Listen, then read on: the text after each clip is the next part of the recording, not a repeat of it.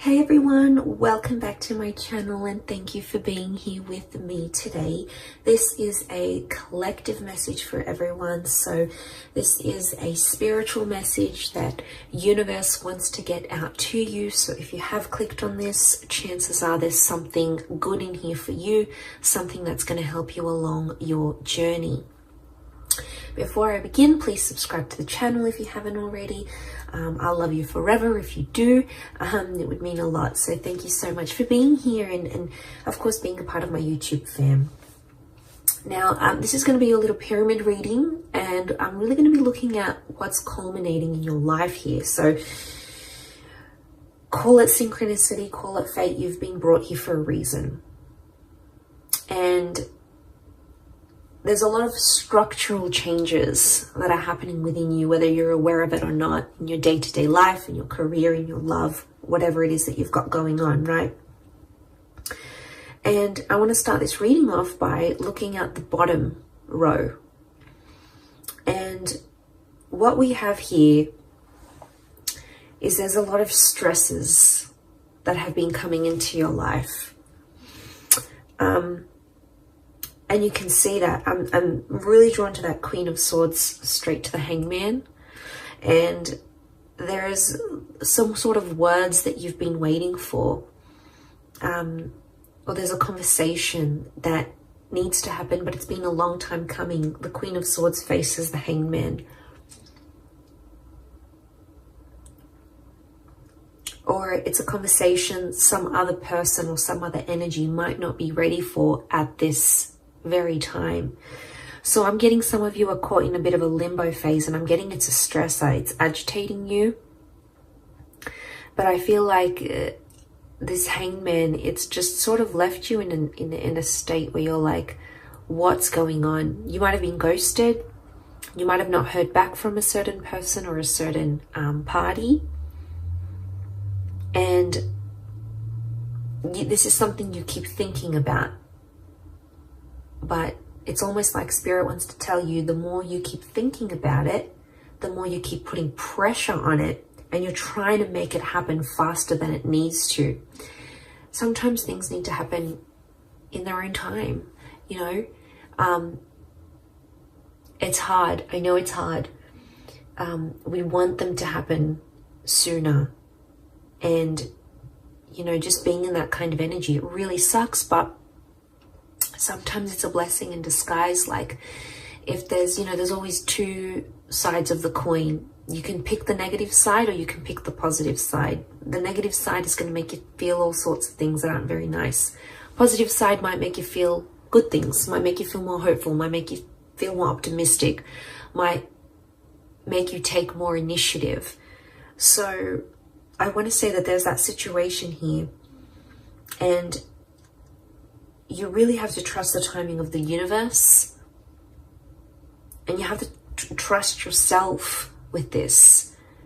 And it's almost like you have to go easy on yourself, because there's a lot of you that have put, especially like mentally, I'm getting that you've picked things apart, and there's a criticism that's coming here. So this is you critiquing your inner child here. Queen of Swords is critical. Okay, she's super vigilant. She's hyper vigilant. And I get that you've been really critical about this, and it's almost like you're nagging. Some of you are nagging yourselves, but it's not in a good way. It's not in a constructive way. Or you're nagging this other person to be, do, say what you want them to do. But there's someone here who's not in an energy, who's not ready. The Hangman isn't ready. Or it's like there's someone here who doesn't believe in themselves enough. So I'm getting something about beliefs that's coming up. You're critiquing your own beliefs. It could even be someone around you critiquing your beliefs. Either way, I'm getting a heavy criticism here. And so you guys just need to lighten the load. I mean, we all go through it. You know, and the Two of Wands is here. It's reversed. It's something about not having options. Some of you feel a bit blocked. You're not knowing where to go. I don't know if this is social media. When I see the world, I think worldly connections, right? I think of what you see online, what you see on one side of the coin. Remember, there's always two sides. So I feel like some of you, the world around you, this could be your environment, this could be where you work, the family that you're in, the social media pages that you follow. This is your diet, guys. Like, diet is not just food alone. Diet is what we take in, what we listen to, what we read. You know, it's what we feed ourselves mentally, physically, spiritually. And a lot of you are just, you're out there, and Spirit wants to tell you you're only doing a handful of things, or you could be doing more, or you're kind of limiting yourself, because Two of Wands, the option card, is reversed. It is the card of taking chances, and it is the card of making things happen, but it's reversed. Okay, there might not be movement right now, and hence why you're feeling that 9, but this is a heavy load to bear, this bottom row. And you know, there's a lot of things happening right now in the world, astrologically speaking as well. And there's a heaviness, because the 9 of Swords is that adversity, right? It's the stressor. But the 9 is also an ending. So I don't know if some of you have had some sort of ending here, with a person, a connection, an ending in your life recently that has caused these stresses. But let's look at it as the foundation of what it's going to culminate to, that you're going to build up from here. And I feel like there's hope. I feel like I'm getting a little bit emotional as I say this, but there's some of you out there and you feel like there's no way you can turn, or that you feel like there's no option, but there is. A 9 is always transformational. A 9 is always powerful, okay? It's the next phase. And even as I say this, I feel like I'm getting, like, this is bubbling up inside of me. I don't know if some of you are relating to this in a sense where you feel like things are just bubbling up, or you're bottling things up. But I feel like the 9 of Swords is telling you to let go of some things. I don't know if it's this heavy criticism. I don't know if you need to let go of what this world is, or some worlds that you might be part of that might not be healthy for you. Or, you know, letting go of trying to critique yourself into being someone you just know yourself not to be. You know, this is about the truth at heart, right? Yeah, I feel like it's a really spiritual message. I do. But I feel like the 9 of Swords, there's a darkness that some of you are going through. And I feel that darkness is showing up. You can see horizontally in the placement, in the horizon placement. You've got the 7 of Cups. So this is that uncertainty that you're living with.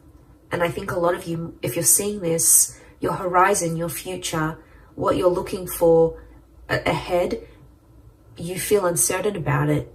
7 of Cups is, it's uncertainty, it's emotional upheaval. One day you're feeling this way, next way you're feeling that way. It could also be around a water sign, or it's an emotionally charged energy. But the dark silhouette is like the shadow.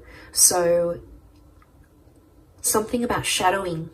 Okay, some of you are shadowing someone else.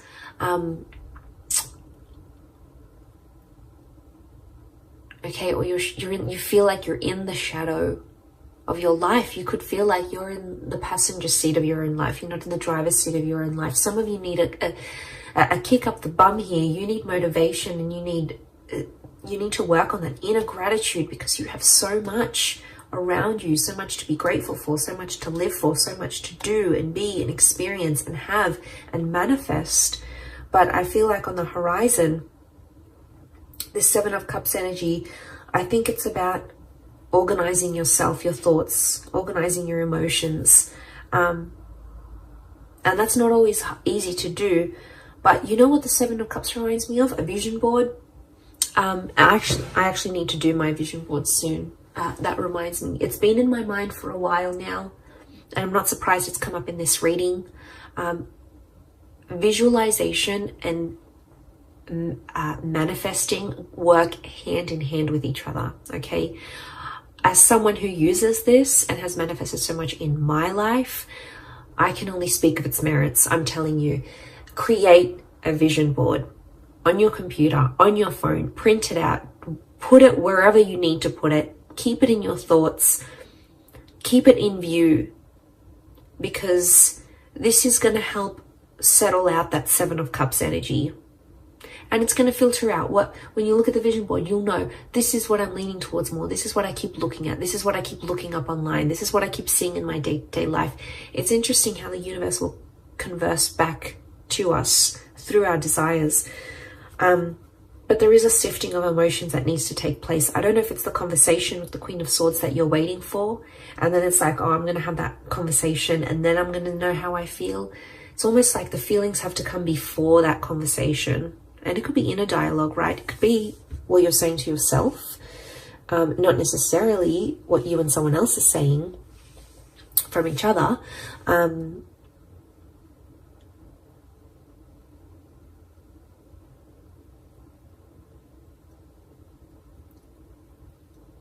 But if that's what's, and if that's at the very center of the Seven of Cups is at the very center of this whole situation in this pyramid, I'm seeing that if that's at the very center, this is at the very core of everything that you're building up in your life right now. And your emotions, this Seven of Cups energy is at the very core of that. So there's some work, there's some sifting. There's some sifting and sorting and organizing and decluttering and compartmentalizing that needs to happen here. And we all have different things that work for us. But I'm passing on the message. I'm letting you know that there's something you need to work on here. We all do. We're all a work in progress. Okay, we're all Michelangelos. We all need to carve the best version of ourselves here. So just think about that. I think Spirit is drawing me towards that for a reason. I think for a lot of you, the Four of Cups in a past placement on the left is telling me there's an epiphany or a realization from your past that's going to help you. And it's a surprise. It's a blessing in disguise. It's something that could come unexpectedly, an unexpected turn of events. It is from the hand of God, so the universe, Spirit, your guardian angels, your protectors. There is a benevolent energy, but it could come from your past somehow. It might be a past life connection. It might be some opportunity that's coming from the past that feels familiar. It could even be a deja vu moment that sparks that epiphany that's going to help you with the core, which is the Seven of Cups.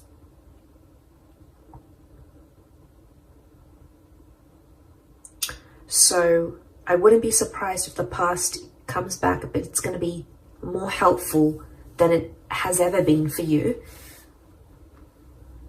And then you're able to move forward. Queen of Pentacles is in a very supportive place. It could be an Earth Queen. So we've got a Taurus, Capricorn, or Virgo here. You've got an air and the Earth Queen. So it could be an air and an earth figure in your life who's going to help you. I'm getting support when I look at the Queen of Pentacles here. I feel like she's in a supportive role or a supporting role. You've got a bit of luck next to this person, or they're going to bring you a little bit of luck that's going to change things here for you.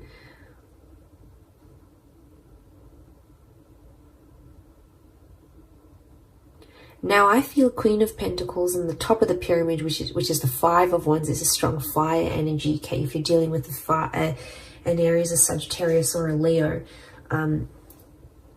they're coming through quite strongly, right?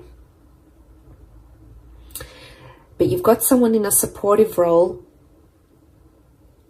But the Five of Wands it's some heavy energy. So you're coming up, it's a climax and it's coming up to some heavy energy. It could involve other energies, so other people, their advice, their opinion, their thoughts. Could be friends, family, people you're in relationships with. but there's a lot of different directions I'm getting.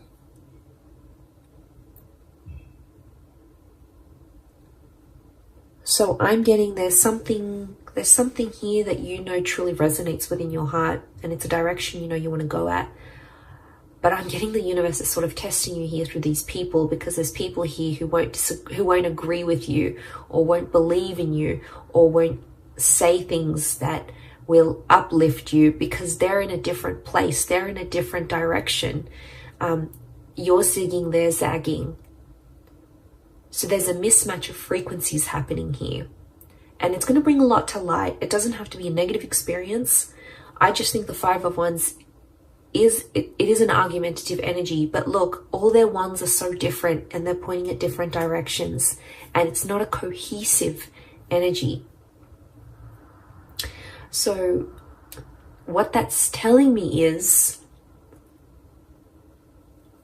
that there's only so much of people's energy that you can take on here.